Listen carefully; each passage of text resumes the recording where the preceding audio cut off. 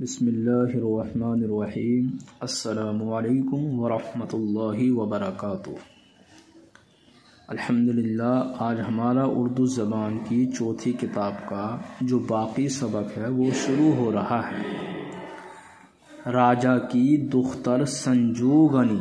یہ داستان سن کر رائے کی دلیری پر شیفتہ ہو گئی اور اس کے سوا کسی کو پسند نہ کیا۔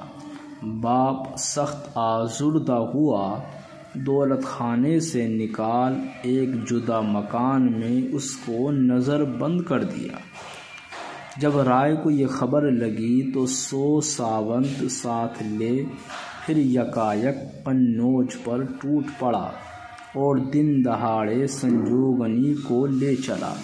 قنوج کے سورماؤں کی حمیت بھی جوش میں آئی، تعاقب کر کے راہ میں جا لیا۔ وہ رن پڑا اور کھانڈا بجا کر دلاوروں کے خون سے زمین رنگین ہو گئی۔ اگرچہ رائے کے سب جانثار کام آئے، الا اس لعل بے بہا کو ہاتھ سے نہ دیا، مر کٹ کر دلی تک لے ہی پہنچا۔ اس معرکہ سے 1 سال بعد سلطان شہاب الدین نے پھر یورش کی، لیکن سرداران لشکر سے اپنا منصوبہ پوشیدہ رکھا۔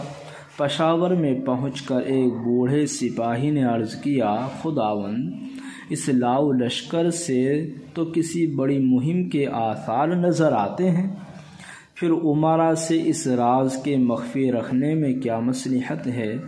سلطان نے آہ سرد بھر کر کہا، سن پیر مرد، جس دن سے میں نے راجپوتوں کے مقابلے میں زک پائی، حریم دولت میں بستر کو پیٹھ نہیں لگائی، ہنوز وہ خون آلود پیراہن نہیں بدلا جو لڑائی کے وقت میرے تن پر تھا۔ آج تک ان امیروں کا منہ نہیں دیکھا جو مجھ کو تنہا چھوڑ کر بھاگ گئے تھے۔ اب غیرت کا تقاضا یہ ہے کہ یا تو دشمن سے انتقام لوں یا سر میدان لڑ کر جان دوں۔ پیر مرد نے دعائے خیر دے کر کہا، صلاح وقت یہ ہے کہ امراء کی تقصیر معاف فرمائیے، ان کا رتبہ بڑھائیے تاکہ آئندہ سرخرو بنیں اور پچھلے قصور کا بدل کریں۔ سلطان نے اس کی صلاح مان لی۔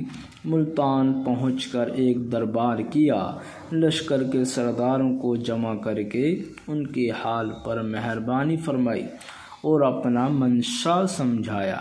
سب نے تلوار کے قبضے پر ہاتھ رکھ کر عہد و پیمان کو تازہ کیا۔ اب لاہور پہنچ کر رائے کے نامہ لکھا گیا کہ یا تو ہماری اطاعت قبول کرو یا جنگ و پیکار کے لیے تیار ہو جاؤ۔ جب پیک سلطانی رائے کے در دولت پر حاضر ہوا تو کسی کو تاب نہ تھی کہ یہ خبر گوشے گزار کرے۔ چندہ بھاٹ 7 ڈیوڑیاں طے کر کے راجا کے حضور میں پہنچا اور سلطان کی یورش کا حال بیان کر کے اس کو خواب غفلت سے بیدار کیا۔